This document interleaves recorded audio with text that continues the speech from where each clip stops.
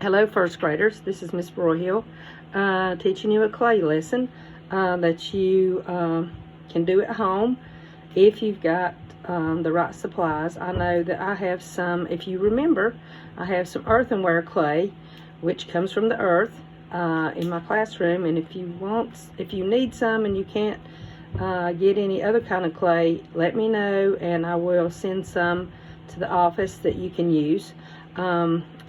And if you remember from kindergarten, earthenware clay comes from the earth. It's not man-made. Man-made clay would be modeling clay, Model Magic, Sculpey, or Play-Doh. So those are man-made, and they act like earthenware clay, except for earthenware clay, the more you work with it, the more dried out it gets, and you have to add more water to it. So earthenware clay, if you remember from last year, it comes from the earth. It is mud, literally. It's been processed and someone has taken all the rocks and sticks out of it. So if you ever get in the creek or the river and you find some real gooey mud, you will know that that's where it comes from. So what we're going to be doing is making a pinch pot. And if you've ever played with puppets or Muppets before, you know how you can use your hand like you're making it talk, and that's like pinching. So you're going to be pinching the pinch pot. That's why they call it that. So anyway, if you get some clay, some earthenware clay from me, it's gray, and it will be in a cube. So if you get it from me, I want you to take the cube. This is about 1 pound. You can pinch off the corners and make it just a little bit more round. Plus this extra clay that you pinch off, you can make buttons or roll out some snakes and make a face. Whatever you want to add onto your pinch pot is totally fine. So after you get it a little bit more round, you can cup it. Like if you ever play ball, baseball, you can cup the ball like this, go back and forth and cup it. So you're trying to make it into a ball. It's a rather large ball for your little fingers, so hopefully you can squish it, and then you can smooth it out with your thumb, get rid of the little cracks and stuff. If it's earthenware clay and it gets too cracked, you can add just 1 finger of water, because if you add too much water, it will literally turn into a mud hole. So let me move this up a little bit more. Okay, so you can also take it and roll it on the table, round and around, or you can roll it in your hand. The smaller it is, the easier it is for you guys to do. So it all depends on how much clay you've got. So if you remember from last year, if you get some earthenware clay from me, you've got to keep it moist if you pick it up at school. And if you want me to fire it and turn it into ceramics, you have to bring it back to school with your initials on it. And if you know your initials, it's the first letter of your first name and the first letter of your last name. So that way we'll know whose piece of pottery it is. And then you can paint it after it's been fired. Alright, so I've got it pretty round. So what I'm going to do, I'm going to sit it here on the table, take your thumb, and not just your thumb, don't stick your fingers in here once we open this up. Stick your thumb into the center, and I'm going to turn it sideways. So see how, remember I told you you're going to pinch? You're going to pinch the side of the walls and then turn it. I'm going to go this way so you can see my actual fingerprints. You try to get your fingers all the way down to the bottom and pinch it flat. If you pinch it up here and you curve, a lot of kids want to curve their hands. You got to keep it flat. And I know it's hard to do, but try to pinch and turn.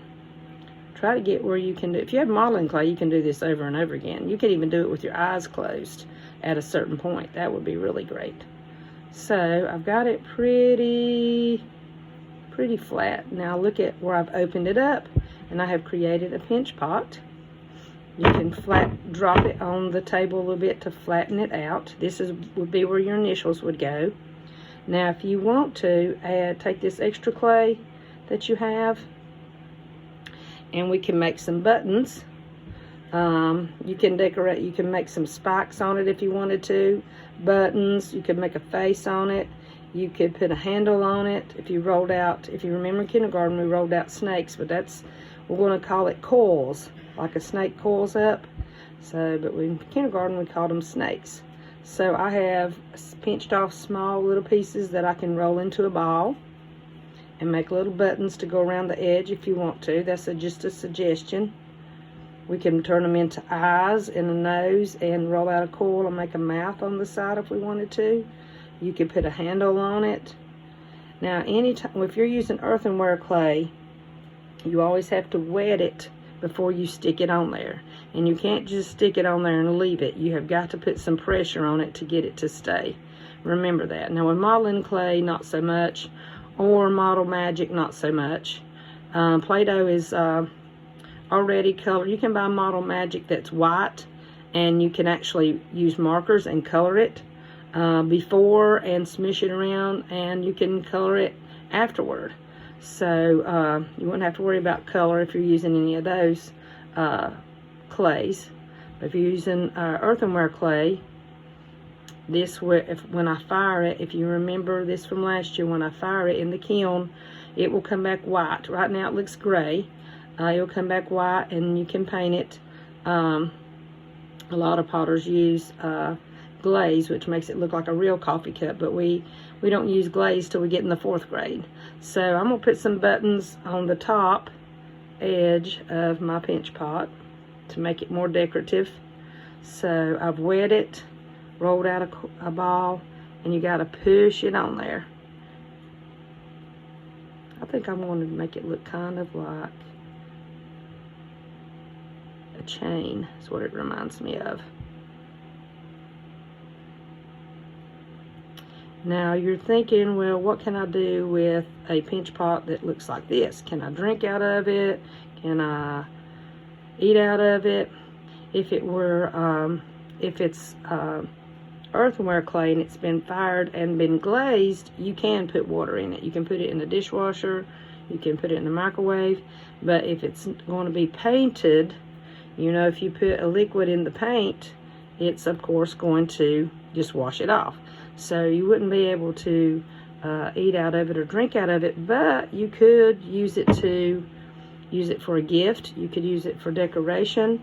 You could put your earrings in it, change, keys, Legos, just little things that you might lose if you didn't have a place to put it. So let's see if I can make a really small one and stick that in there. So those are examples of, it's called non-functional art. That means that it doesn't have a function other than just holding something or just looking at it for decoration. If it is functional, that means that you could use it to put your food in or your drinks in. That's only if it's been glazed. So those are some purposes for making pottery. I'm going to put a little face on the side here just for fun. Oops, I forgot to wet it. So if you want some earthenware clay, please just send me a dojo and let me know. I will send it to Vanessa, and she can get it to you, and you get it back to me while it's still soft, and then I'll let it dry. And don't forget to put your initials. Uh-oh, there's a piece I didn't know I had. My initials are CB. I just use, this is a clay tool called a needle. You can use a paper clip and unfold it and use it to carve with. You can even carve designs. Let's put a crazy nose on here so it's like a face jug.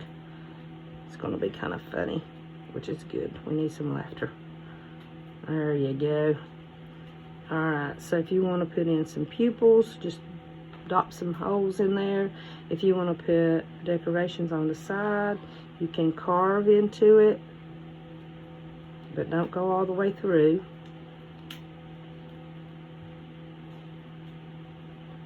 You can do that, and I hope you have fun with it. Just let me know on Dojo what you want to do, and that's how you make a pinch pot.